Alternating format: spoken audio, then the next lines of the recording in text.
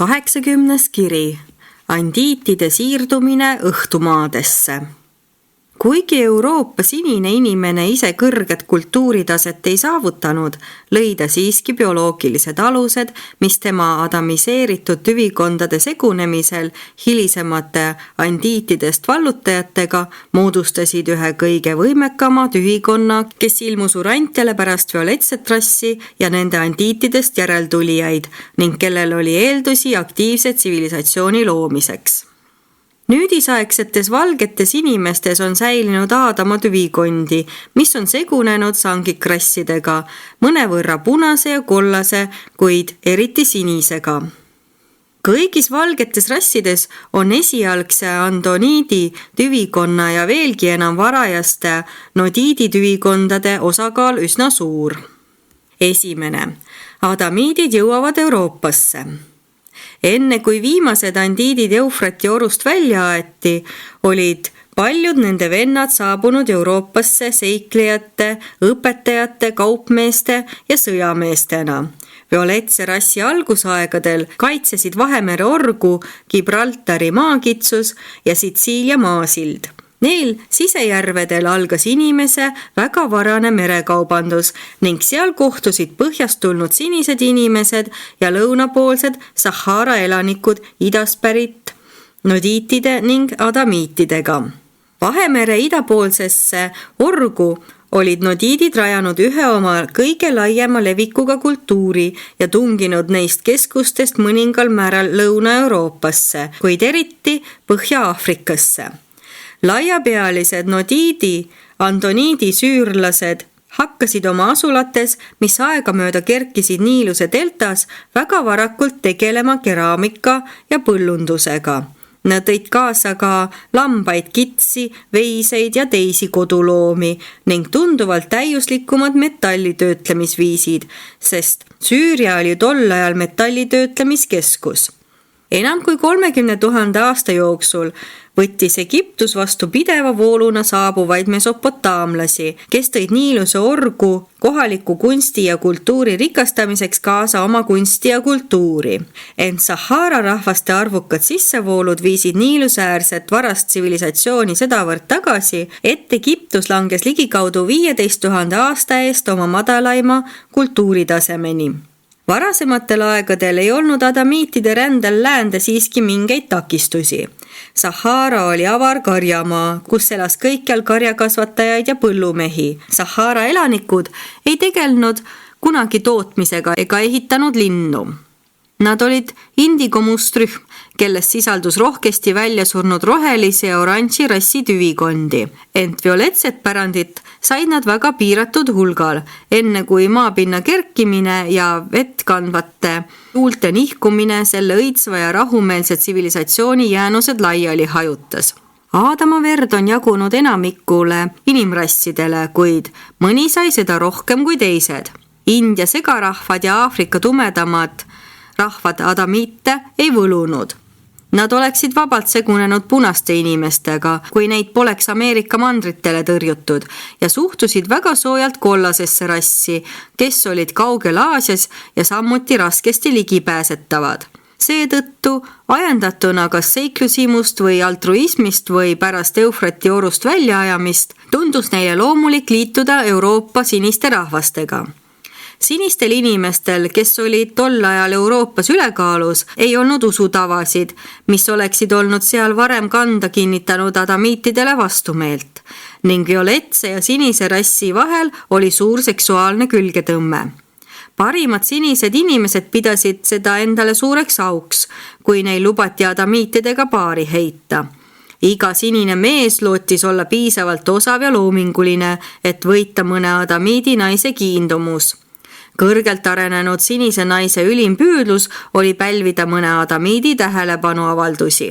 Need sisserändavad Eedeni pojad ühinesid aegamööda sinise rassi kõrgemate tüüpidega, stimuleerides nende kultuuritavasid ja hävitades halastamatult veel olemasolevaid neandertaali tüvikondi.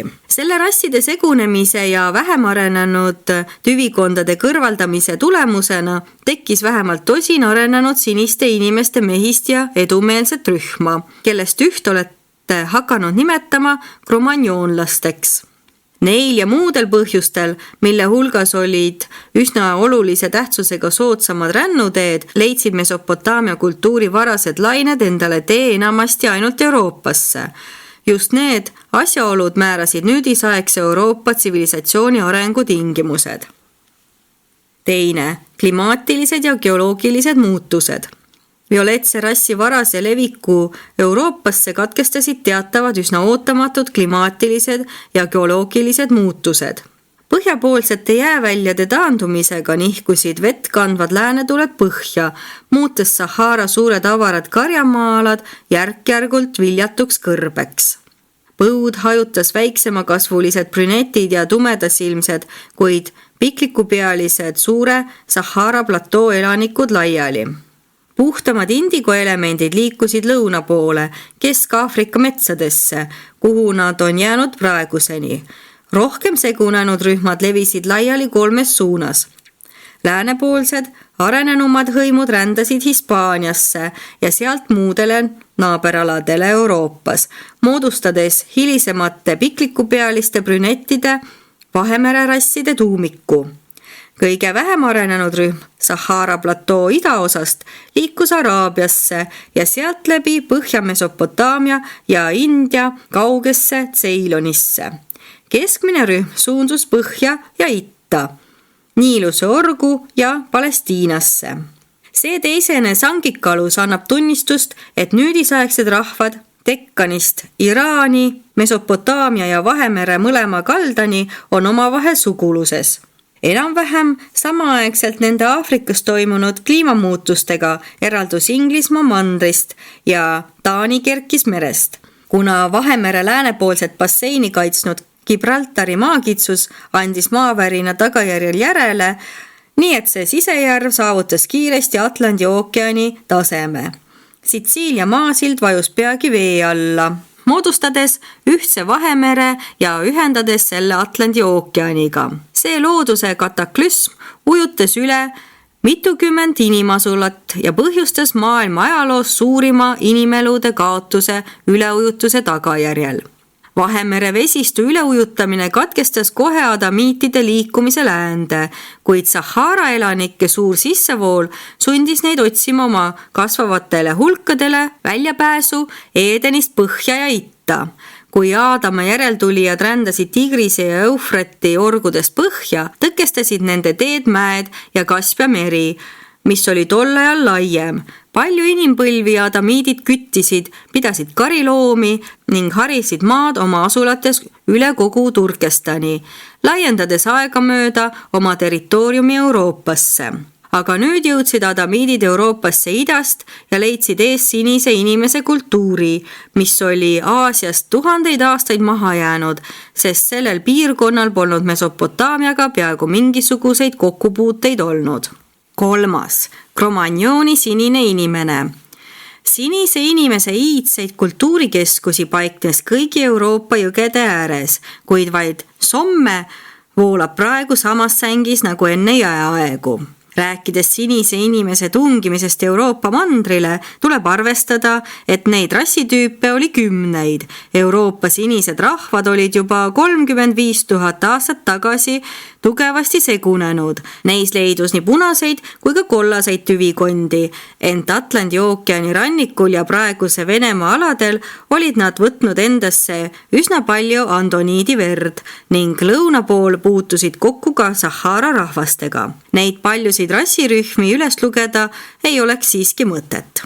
Euroopa tsivilisatsioon oli sel varasel Aadama-järgsel perioodil ainulaadne segu siniste inimeste tarmukusest ja osavusest ning adamiitide loovast kujutlusvõimest. Sinised inimesed olid väga elujõuline rass, kuid nad viisid adamiitide kultuurilist ja vaimset taset tunduvalt alla. Viimastel oli väga raske kromanjoonlastele oma religiooni peale suruda, sest paljudel neist oli kalduvust petta ja tütarlapsi võrgutada. Euroopas oli religioon 10 000 aastat mõõnaseisus, võrreldes selle arenguga Indias ja Egiptuses. Sinised inimesed olid kõigis ärisuhetes läbinisti ausad ja neil puudus täielikult segunenud adamiitide seksuaalne kombelõtvus. Nad austasid neitsilikkust ja harrastasid polügaamiat vaid siis, kui oli sõda ja valitses meeste nappus. Cro-Magnoni rahvad olid vapper ja ettenägelik rass. Neil oli tõhus lastekasvatussüsteem. Selles töös osalesid mõlemad vanemad ja rakendati igati ka vanemaid lapsi. Igale lapsele õpetati põhjalikult koobaste hooldamist, kunsti ja ränikivitööd. Naised tundsid juba noores eas hästi kodumajandust ning algelist põllundust. Mehed olid aga osavad kütid ja julged sõdalased. Sinised inimesed olid kütid, kalamehed ja toidukorjajad. Nad olid meisterlikud paadiehitajad. Nad valmistasid kivikirveid, raiusid puid, püstitasid palkkonne, mis olid osaliselt maa all ja mille katus oli kaetud loomanahkadega. Ka praegu on Siberis rahvaid, kes taolisi onne ehitavad. Lõunapoolsed cromagnoonlased elasid üldiselt koobastes ja krottides. Karmi talve ajal polnud haruldane, et Koopa ees öövalves seisvad tunnimehed surnuks külmusid. Neil oli vaprust, kuid eelkõige olid nad kunstnikud. Segunemine Aadama verega kiirendas äkki nende loovat kujutlusvõimet. Sinise inimese kunsti kõrgaeg oli ligikaudu 15 000 aastat tagasi enne tumedamanahaliste rasside saabumist Aafrikast läbi Hispaania põhja. Umbes 15 000 aastat tagasi Alpi metsad üha laienesid. Samade kliimamuutuste sunnil, mis olid muutnud maailma meeldivad jahialad kuivadeks ja viljatuteks kõrbeteks, tõrjuti Euroopa kütid jõeorgudesse ja mererannikule. Kui vihmatuuled põhja liikusid, kattusid Euroopa suured avarad karjamaad metsadega. Need ulatuslikud ja suhteliselt järsud kliimamuutused sundisid Euroopa rahvaid loobuma küttimisest ja hakkama karjakasvatajateks. Mõningal määral ka kaluriteks ja maaharijateks.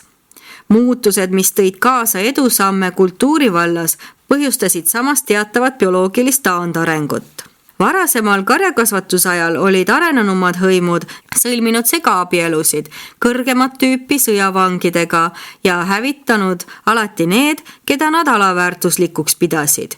Kui nad aga hakkasid nüüd asulaid rajama ning põllunduse ja kaubandusega tegelema, jätsid nad paljud keskpärased vangid endale orjadeks. Ning just nende orjade järeltulijad kutsusid hiljem esile kogu Cro-Magnoni tüübi nii tugeva mandumise. See kultuuriline taandareng jätkus, kuni saadi värskeid impulsse idast, sest üle Euroopa tuhises mesopotaamlaste viimane massiline sissetung, mis haaras kiiresti endasse Cro-Magnoni tüübi ja kultuuri, pannes aluse valgete rasside tsivilisatsioonile. 4. Andiitide sissetung Euroopasse. Andiite valgus Euroopasse küll pideva vooluna, kuid toimus ka 7 suuremat sissetungi ja viimased saabujad tulid 3 suure lainena hobuste seljas. Mõned jõudsid Euroopasse Egeuse mere saarte kaudu ja läbi Donau oru, kuid enamik varasematest ja puhtamatest üvikondadest rändas loode Euroopasse põhjast, üle Volga ja Doniäärsete karjamaade. 3. ja 4. sissetungi vahel jõudis Euroopasse põhjast andoniitide salk, kes olid tulnud Siberist Venemaa jõgede ja Baltimaade kaudu. Nad sulandusid kohe põhjapoolsete andiidi hõimudega. Puhtama violetse rassi varasemad laialihajumised olid olnud tunduvalt rahumeelsemad kui nende hilisemate, poolsõjakate ja vallutusi armastavate andiitidest järeltulijate sissetungid. Adamiidid olid rahumeelsed, nodiidid sõjakad. Nende tüvikondade liitumisel ja hilisemal segunemisel sangekrassidega tekkisid võimekad ja agressiivsed andiidid, kes sooritasid tõelisi sõjalisi vallutusretki. Aga hobune oli see arengutegur, kes määras andiitide ülemvõimu õhtumaadel. Hobune andis laialihajuvatele andiitidele ennenägematu mobiilsuse, võimaldades andiidi ratsaväelaste viimastel rühmadel liikuda kiiresti ümber Kaspia mere ja vallutada kogu Euroopa. Kõik andiitide eelmised lained olid liikunud nii aeglaselt, et kippusid laiali hajuma, kui olid Mesopotaamiast veidigi kaugemale jõudnud. Ent need hilisemad lained liikusid sedavõrd kiiresti, et jõudsid Euroopasse ühtsete rühmadena, säilitades teatud määral oma kõrgema kultuuri.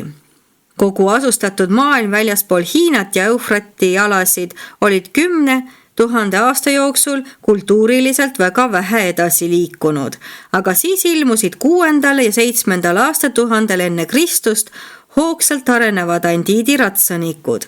Kui nad üle Venemaa tasandike läände liikusid, haarates endasse parimad sinised inimesed ja hävitades halvimad, segunesid nad üheks rahvaks. Need olid niinimetatud põhjarahvaste esiisad, Skandinaavia, saksa ja anglosaksi rahvaste esivanemad. Üsna pea olid arenenumad sinised tüvikonnad kõikjal Põhja-Euroopas andiitidesse neeldunud, vaid Lapimaal ja teatud määral Bretangis säilitasid vanemad andoniidid veel mingil määral oma identiteedi. 5. Andiidid vallutavad Põhja-Euroopa.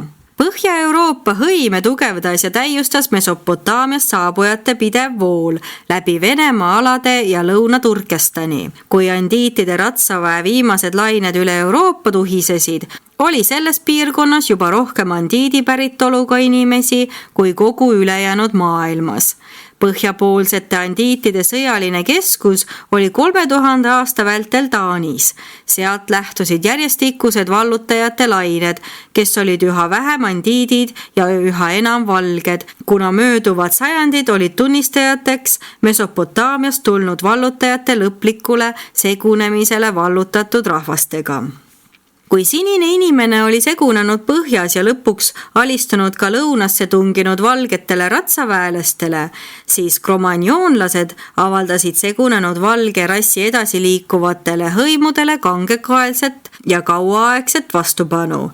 Kuid valgete kõrgem intellekt ja üha täienevad bioloogilised varud võimaldasid neil vanema rassi olematusse pühkida. Valge ja sinise inimese vahelised otsustavad võitlused toimusid Somme orus. Siin otsustas sinise rassi parim osa lõuna poole liikuvatele andiitidele vaprat vastupanu. Need kromagnoonlased kaitsesid enam kui 500 aastat edukalt oma territooriume, enne kui alistusid valgete sissetungijate kõrgemale sõjalise strateegiale. Thorist, põhjast tulnud vägede ülemjuhatajast, otsustavas võidukas Sommi lahingus sai põhjapoolsete valgete hõimude kangelane ja hiljem austasid mõned neist teda kui jumalat. Sinise inimese kantsid püsisid kõige kauem Lõuna-Prantsusmaal, kuid nende viimane suur sõjaline vastupanu ületati Sommi ääres. Hilisematele vallutustele aitasid kaasa kaubanduse edasitungimine, rahvastiku kasv jõgede ääres, jätkuvad segaabielud endast kõrgematega, millega kaasas vähem arenenamate halastamatu hävitamine. Kui andiidi hõimude vanemate kogu oli tunnistanud mõne vähem arenenud vangi kõlbmatuks, anti ta keerulise tseremoonia käigus üle šamaanidest preestritele, kes läksid temaga jõe äärde ja viisid läbi riituse tema lähetamiseks õnnelikele jahimaadele. Uputasid ta. Sel kombel hävitasid valged Euroopa vallutajad kõik nende teele jäänud rahvad, kes ei neeldunud kiiresti nende hulka ja just sel kombel kaduski sinine inimene ning kiiresti. Kromagnooni sinine inimene oli nüüdisaegsete Euroopa rasside bioloogiline alus, kuid nad on jäänud püsima ainult oma kodumaa hilisemate mehiste vallutajate kaudu. Sinine tüvikond andis Euroopa valgetele rassidele palju tugevaid jooni ja füüsilist armukust, kuid segunenud Euroopa rahvaste huumorimeel ja kujutlusvõime pärinesid andiitidest. See andiitide liit siniste inimestega, millest tekkisid valged põhjarahvad, kutsus esile andiidi tsivilisatsiooni kiire tagasilanguse, arengu ajutise aeglustumise. Lõpuks aga tuli nende põhjapoolsete barbarite varjatud kõrge arengutase ilmsiks ja kulmineerus praeguses Euroopa tsivilisatsioonis. Aastaks 5000 enne Kristust olid valged rahvad ülekaalus kogu Põhja-Euroopas, kaasa arvatud Põhja-Saksamaal, Põhja-Prantsusmaal ja Briti saartel. Kesk-Euroopa oli mõnda aega sinise inimese ja ümarapäiste andoniitide kontrolli all. Viimased elasid põhiliselt Donau orus, kust andiidid neid kunagi päriselt välja ei tõrjunud. 6. Andiidid Niiluse ääres. Pärast andiitide viimaseid rändeid algas Eufrati orus kultuuri allakäik ja tsivilisatsiooni keskpunkt kandus üle Niiluse orgu. Mesopotaamia järeltulijana sai Egiptusest maailma kõige arenenumaad imirühma keskus. Niiluse org hakkas üleujutuste all kannatama veidi enne Mesopotaamia orge, kuid seal oli olukord siiski palju parem. Seda varast tagasilööki kompenseeris kuhjaga andiitides sisserändajate jätkuv saabumine, nii et Egiptuse kultuur, mis tegelikult pärines Eufrati aladelt, näis edasi rühkivat. Kuid 5000 aastat enne Kristust Mesopotaamia üleujutuste perioodil elas Egiptuses 7 selgesti eristuvat inimolendite rühma. Kõik peale ühe olid tulnud Mesopotaamiast. Kui toimus viimane väljaränd Eufrati orust, läks Egiptusel selles suhtes hästi, et ta sai juurde nii palju kunsti ja käsitöömeistreid. Andiidi käsitöölised tundsid seal end nagu kodus, sest jõeäärne elu koos üleujutuste, niisutuse ja põudadega oli neile hästi tuttav. Niiluse oru kaitstud asend oli neile meeltmööda, seal ohustasid neid vaenulikud röörretked ja rünnakud palju vähem kui Eufrati kallastel. Nad täiustasid tunduvalt egiptlaste metallitöötlemisoskusi, töödeldes siin rauamaaki, mis tuli Musta mere alade asemel hoopis Siinai mäelt.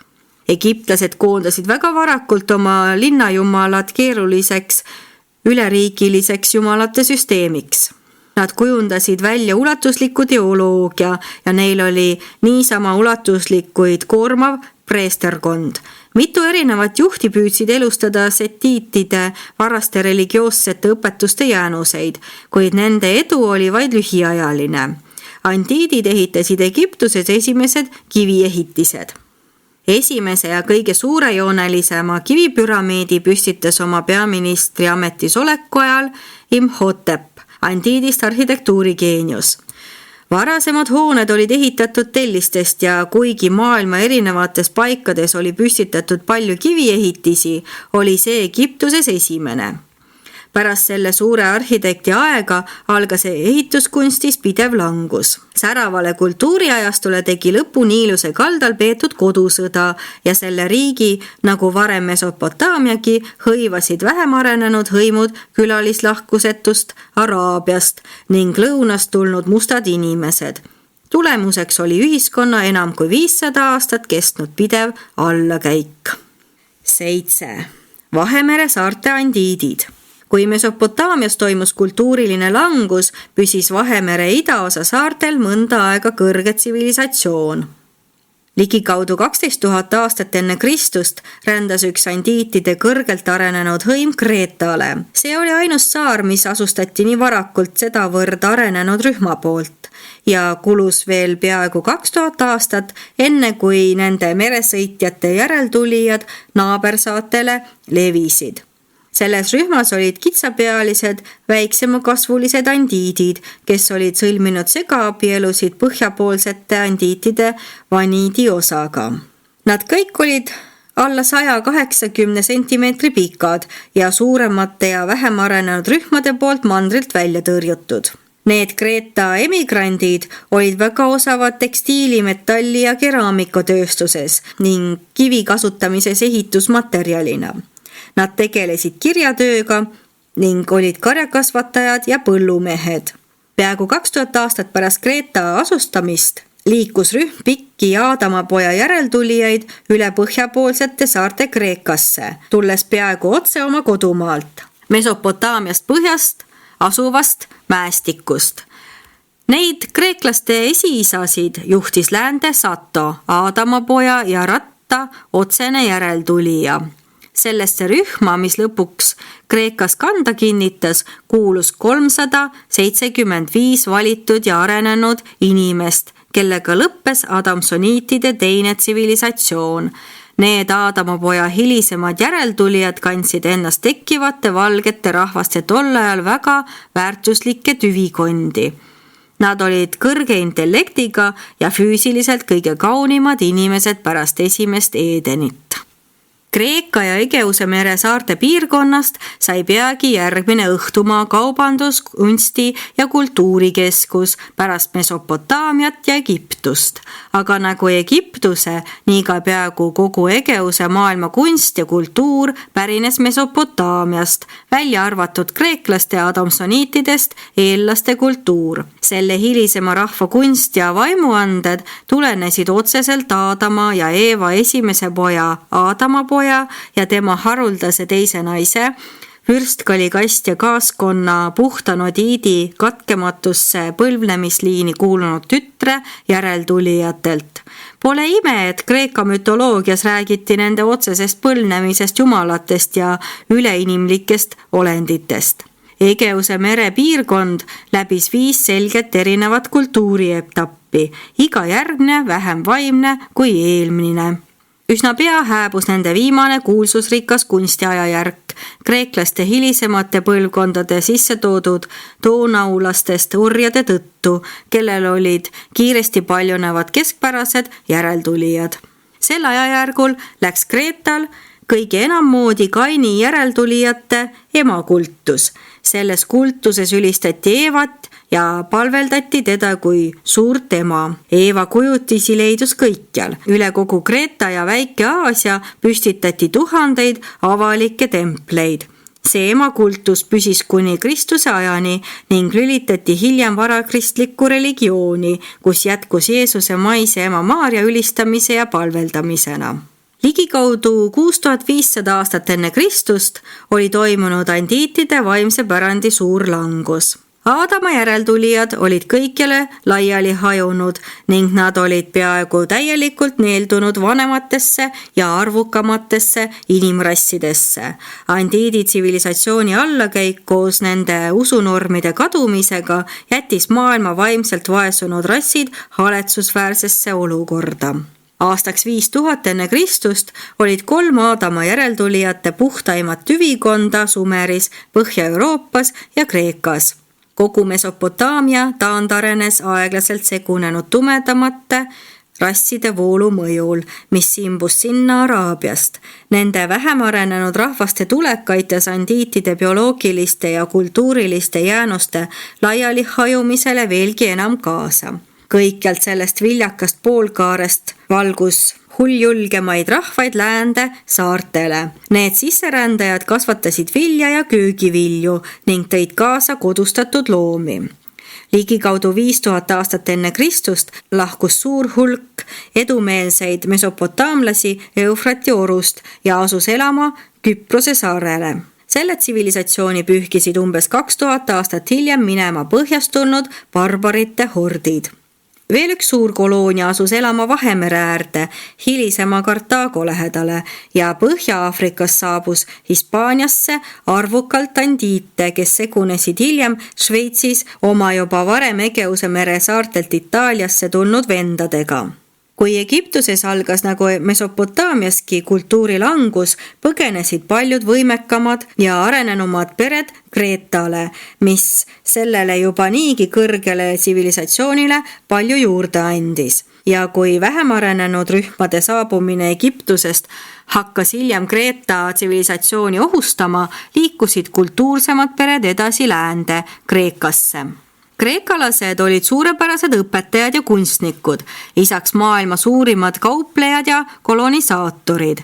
Enne alistumist vähem arenenud rahvaste voolule, mis nende kunsti ja kaubanduse lõpuks endasse haaras, õnnestus neil istutada läände nii palju kultuuri eelposte, et suur hulk varajaste kreeklaste saavutusi jäi püsima Lõuna-Euroopa hilisemates rahvastes. Paljud nende adamsaniitide segunenud järeltulijad liitusid naabruses asuvate mandrialade hõimudega. 8. Donau andoniidid. Eufrati oru andiidi rahvad rändasid põhja poole Euroopasse, kus nad segunesid sinise inimesega ja läände Vahemere aladele, kus segunesid juba varem ühte sulanud saharalaste ja lõunapoolsete siniste inimeste jäänustega. Nende valge rassi kahe lahknenud haru vahel elasid siis ja elavad ka praegu varasematest andoniidi hõimudest alles jäänud laiapealised mägilased, kes olid juba ammu neid keskpiirkondi asustanud. Neid Antoni järeltulijaid leidus hajutatult enamikus Kesk- ja Edel-Euroopa mägipiirkondades. Sageli tuli täiendust Väike-Aasiast, mida nad hõivasid üsna suurte hulkadena. Iidsed hetiidid põlvnesid otse andoniidi tüvikonnast. Nende kahvatu nahk ja lai pea olid selle rassi tüüpilised iseärasused.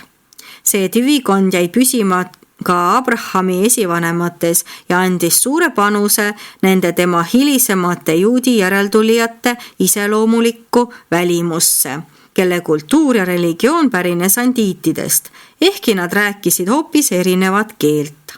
Nende keel oli selgelt andoniidi keel.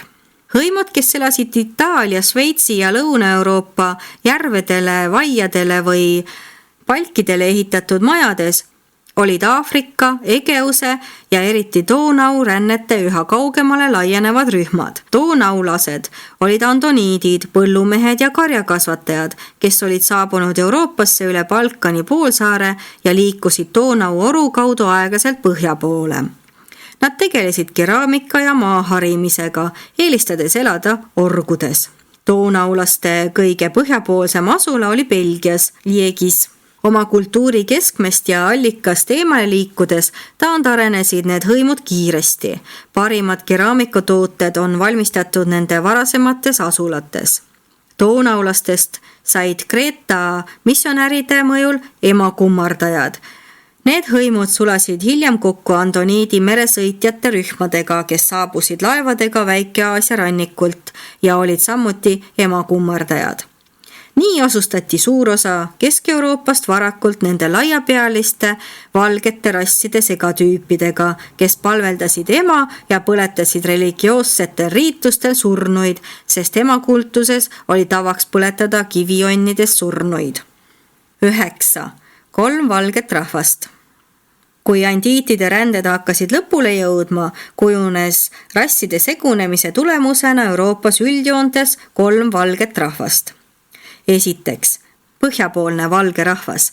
See niinimetatud põhjarahvas koosnes eeskätt sinistest inimestest ja andiitidest, kuid sisaldas ka üsna palju andoniidi verd ning vähem punast ja kollast sangikut. Seega sisaldas põhjapoolne valge rahvas 4 kõige paremat inimtüvikonda, kuid suurim oli sinise inimese pärand. Tüüpiline varane põhjamaalane oli pikliku peaga, suurt kasvu ja blond. Kaua aega tagasi segunes see rahvas aga põhjalikult kõigi teiste valgete rahvastega. Euroopa ürgne kultuur, millega põrkasid kokku sisse tungivad põhjamaalased, oli taandarenevate donaulaste ja sinise inimese segukultuur. Põhjamaa Taani ja Donau andoniidi kultuurid kohtusid ja segunesid Reini jõe ümbruses, millest annab tunnistust ka 2 rahvarühma olemasolu praegusel Saksamaal. Põhjamaalased jätkasid kauplemist Balti mere rannikult saadud merevaiguga ja pidasid Brenneri mäekuru kaudu laialdasi kaubandussidemeid Donau oru laiapealistega. See pikaajaline kokkupuude donaulastega pani ka põhjamaalased ema palveldama ja mitu tuhat aastat oli surnute põletamine kogu Skandinaavias peaaegu üldlevinud. Sellega on seletatav, miks ei leita kõikjal Euroopas levinud varasemate valgete rahvaste jäänuseid. Leitakse vaid nende tuhka, kivi- ja saviurnides. Need valged inimesed ehitasid ka elumaju. Nad ei elanud kunagi koobastes.